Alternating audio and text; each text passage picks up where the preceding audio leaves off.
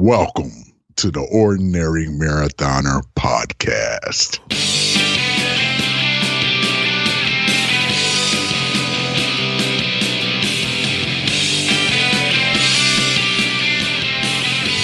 Hello and welcome back to the Ordinary Daily version of the Ordinary Marathoner podcast. My name is Scott. I'll be your host today.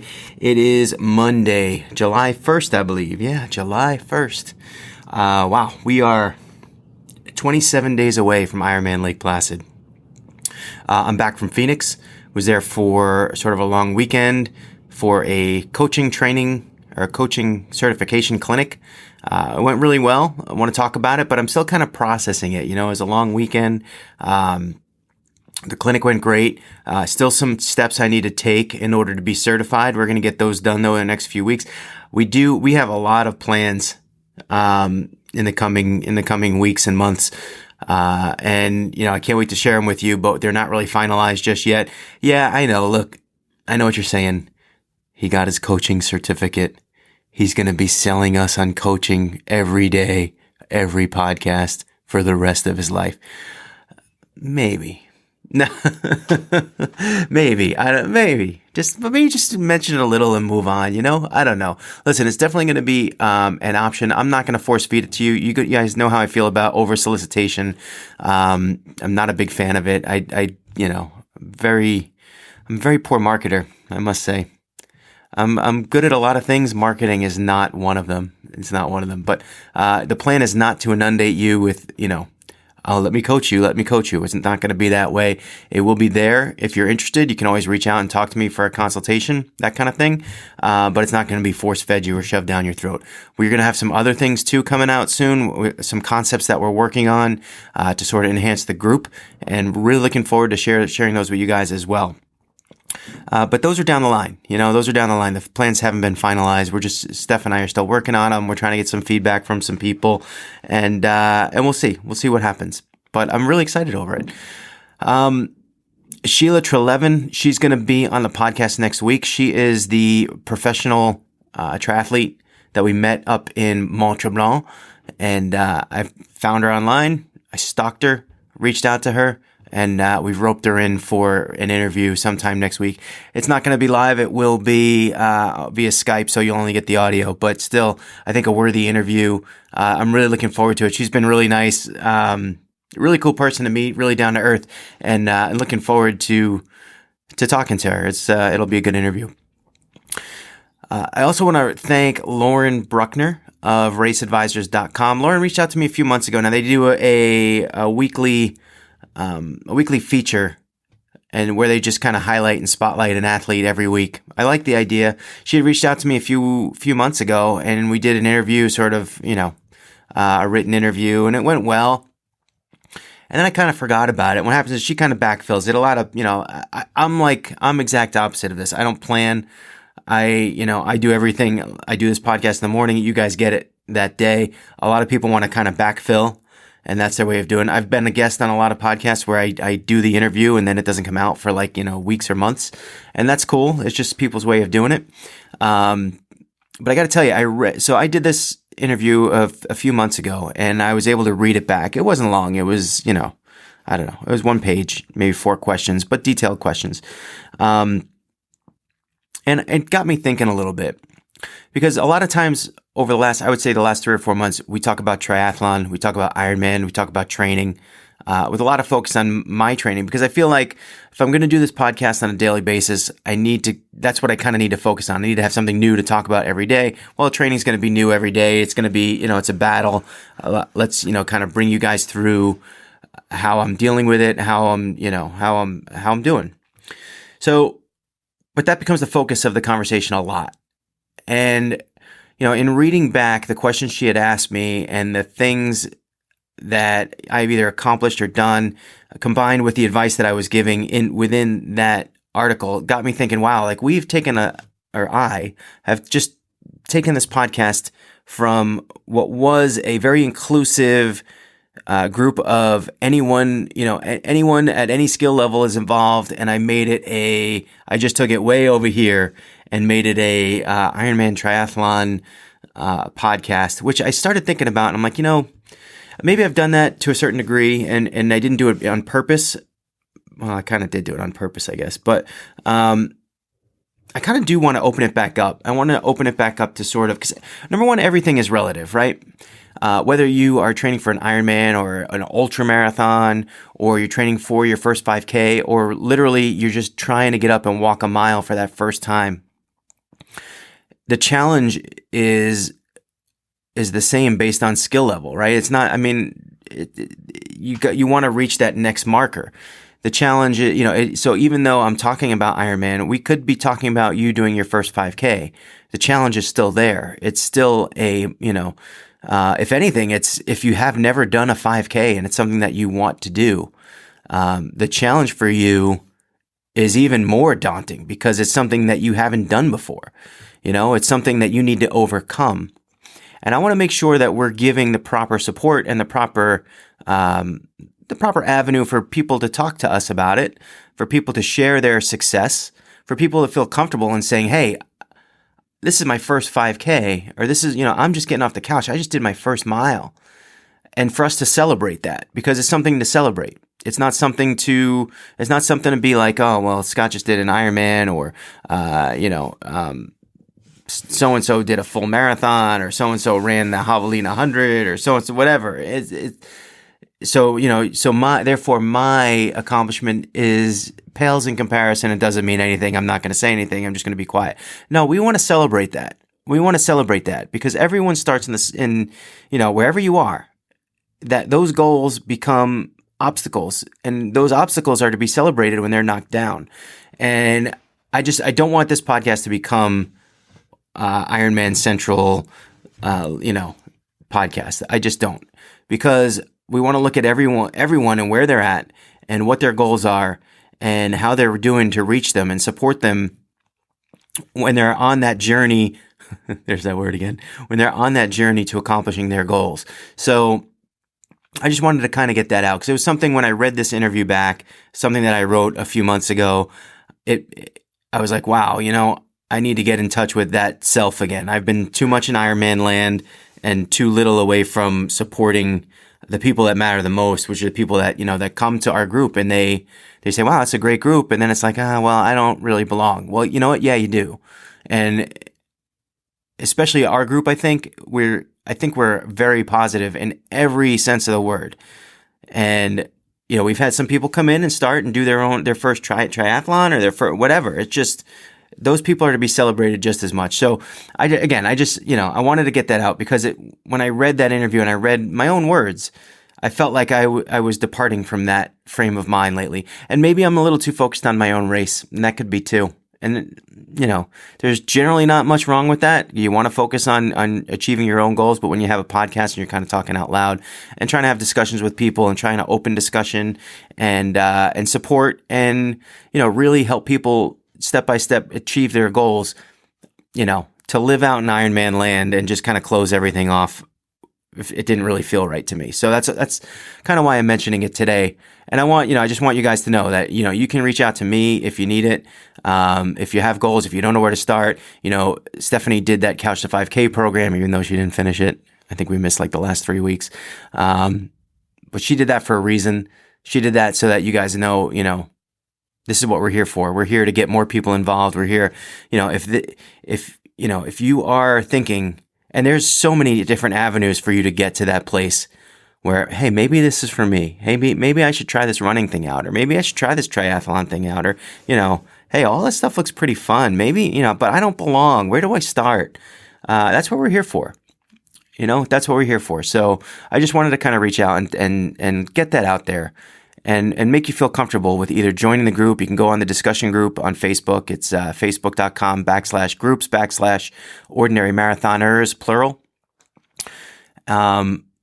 I think it's a great group. And I think, we're there. That's what we're there for, right? That's what we're there for. We're not there to be like, oh, look, so-and-so's doing their first half Ironman. And, no, we want your 5K, your first mile, your off the couch first workout.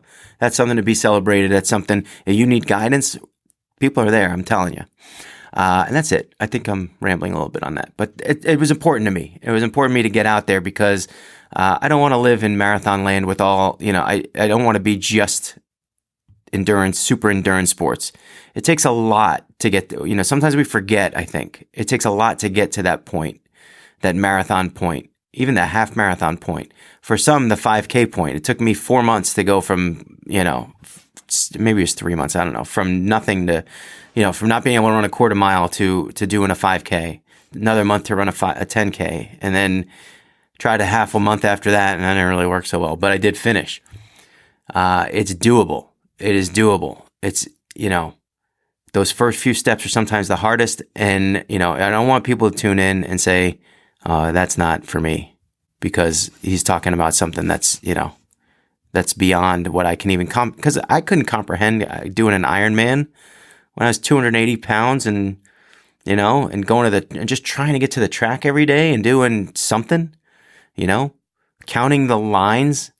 I couldn't run miles, so I would count the lines that were painted on the center of the trail and say, all right, I'm going to run 10 lines. I'm going to walk 5. I'm going to run 10 lines. I'm going to walk 5. I remember those days. So look, we're all there. We've all been there. I encourage you to try it. I encourage you to start that first day is all I'm saying. In terms of my training, now we'll bring it back to my training. Now we'll talk a little bit about Ironman. But what I want to talk about here is, look, I was gone. I left on Thursday morning, sorry. Took a day, it takes like a full day to get to Phoenix. And then we had the clinic on Friday and Saturday. And then I flew back yesterday. I got in at like 3 a.m. last night. It was a nightmare.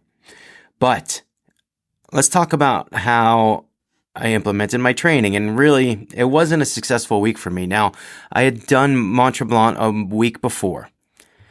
And again, I said I was using it as training, and I think I did a pretty good job at that. I didn't feel awful all week. I felt like, I had some blood pumping, and I feel pretty good. I actually ate pretty well, believe it or not. I came home this morning on 3 hours sleep. I'm down like 2.5, 3 pounds from when I left. And so that's good, right? But to be honest, my training was lagging. And I brought my bathing suit with me. I didn't bring goggles. And it turns out when I got to the hotel, the pool there wasn't really a swimmable pool. It was more like a entertainment pool. If I was more enterprising and struggling with the swim and felt like I really needed it, I probably could have squeezed in some laps. They were probably like, they would have been like 40-foot laps, which isn't really, it's annoying to have to turn, but is what it is. But I didn't do that. I set my alarm early every day. I didn't do anything in the morning. One morning I did, sorry. But let's say, I'll walk you through it a little bit, I guess. Let's do it a little bit. So Thursday when I left, I knew it was a full day. I left at 5 a.m. I knew it was a full day in the airport. I had a 4-hour layover in Houston. And then on to Phoenix from there. There was no time in the day.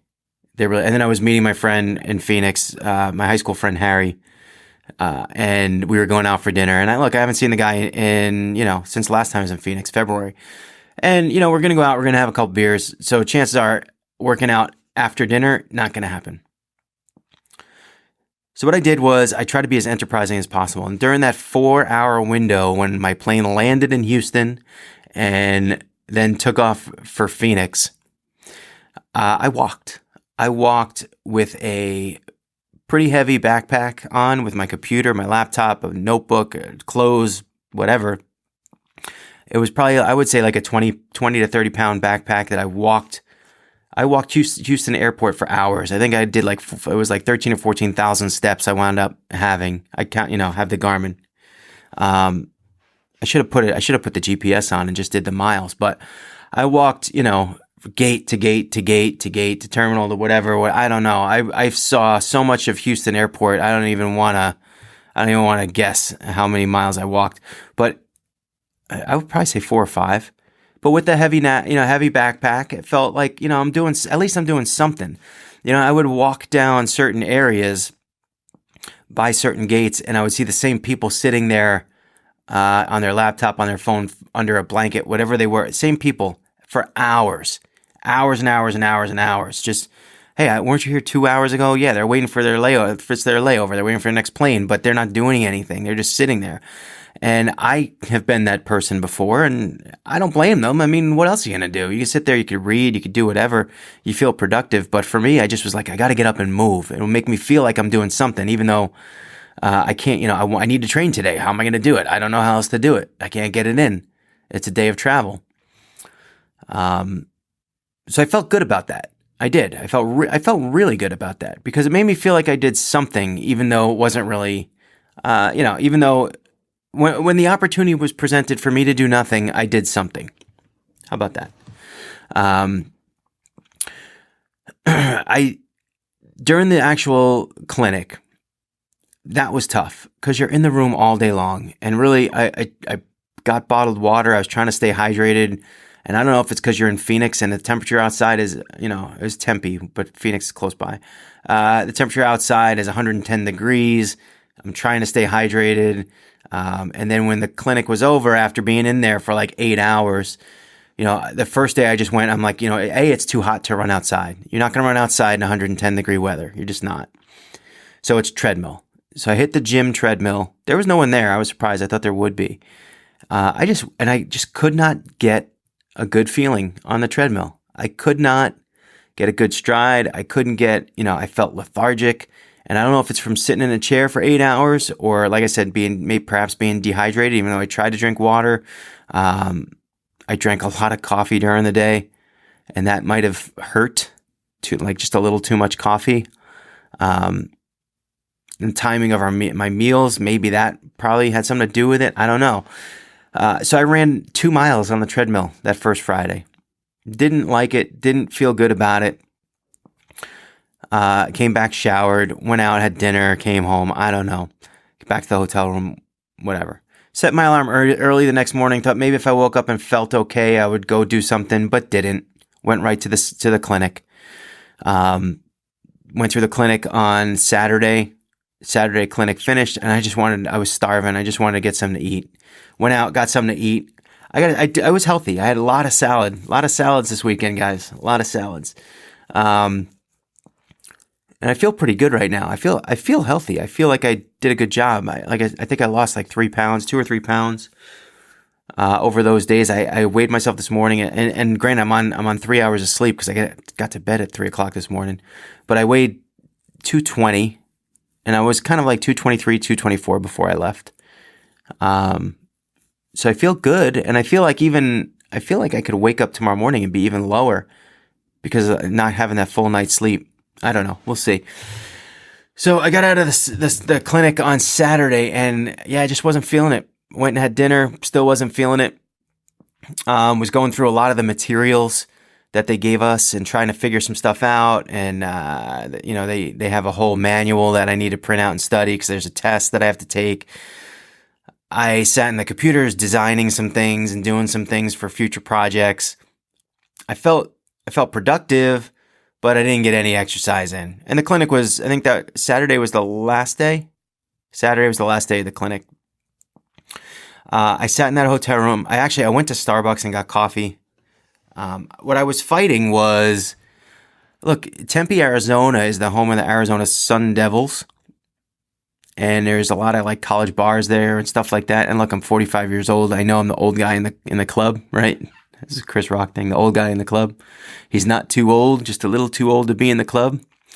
But I kind of wanted to go out and have a beer and kind of just relax and chill out. And I'm sitting there and I'm fighting myself in the hotel room. I'm saying to myself, like, what's the benefit right now of you going out and having like 3 or 4 heavy beers, throwing on those calories when they mean nothing? Chances are I'm not going to talk to anybody. I'm just going to sit in the corner. I'm probably going to eat something that's not going to be healthy because you're ordering it at the bar. And there's nothing productive about that. And that's what I'm telling myself. There's nothing productive about that. And I'm texting a friend of mine. He's like, my friend Vin, who was on the podcast months ago. He said, I'm fighting the urge to go out and have a beer and enjoy the evening when I'm away from home and I'm at a resort. I feel like I should be doing stuff and having fun, but I can't see the productivity. Like I don't, and I'm thinking like, do I even know this person anymore? Because 5 years ago, I'm at the bar. 5 years ago, I'm not wasting the time. I got to be out there and having fun. And this time I'm like, I just didn't see the productivity in going out, having a few beers, potentially waking up hungover in the day that you have to leave. When I hadn't done a workout, I knew I wanted to do a run on Sunday morning. But to wake up hungover on Sunday morning and try to squeeze a run in what probably was going to be 85 to 90 degree weather, that doesn't sound like fun. So I stayed in and I worked. I had my little Starbucks coffee. I'm not a big Starbucks guy. It was just the only thing that was really close by. Starbucks in Tempe, by the way, it's a little scary. I don't know. Anyway, I don't want to expand on that at all. But so I sat there and I was productive all night long. That's Lionel Richie. And I just went to bed and got up the next day. Felt pretty good. Put on my running clothes, went out and did a little bit of run. I just kind of wanted to kind of scout the area. I wanted to run by Sun Devil Stadium, which is only a few blocks away. Then I ran the other way a few blocks and I wasn't really comfortable kind of in the neighborhood. It just, I didn't want to get lost. And so I turned around and went, and I think I probably ran 1.75 miles or something like that. So I did 2 runs. Both of them are like 2 miles and under. And that was it. I did more miles walking in Houston than I did running, over the weekend. And then after my run, showered up, checked out, and headed home. And I didn't get home, like I said, till 3 a.m. last night, or this morning. Slept for 3 hours, woke up, brought Ellie to daycare, and now here we are with you fine people. So, I mean, that's kind of like the recap of my long weekend. I'm glad to be back. Thank you guys for being patient with me. I know I've kind of been in and out with these podcasts lately. But I'm here now for the duration. We got 27 days of hard work. So going to get some stuff done. Training-wise today, I mean, what's funny is I kind of looked at it and I was thinking about it on the ride in and I'm thinking, man, I got to lift. I should do yoga. I got to run. I got to bike. I got to swim. I haven't done all these things in a long time. I'm way behind. And then I tried to take a second look at it.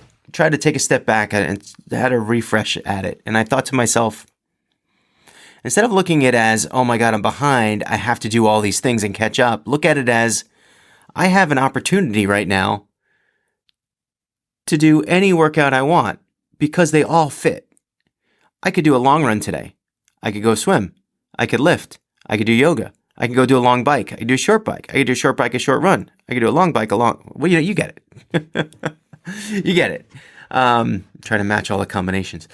But instead of looking at it with like a pessimistic, oh, I'm so behind, I got to do everything, I'm going to look at it as an optimistic, look at the opportunities ahead of me right now today. I can do anything that I want except for sit on my ass. That's one thing I can't do. So look, we're going to put the podcast out there today. Going to get at work on that. And then we're going to get busy.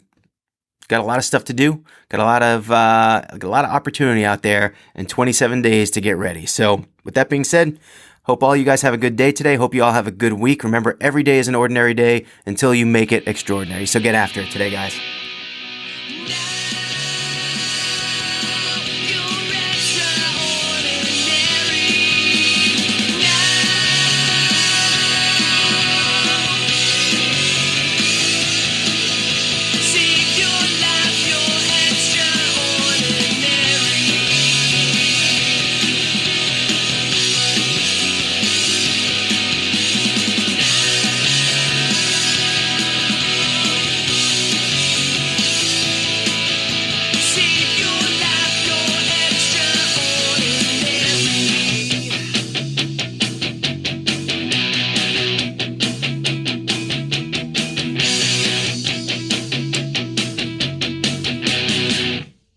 Remember to like our video and subscribe to our channel.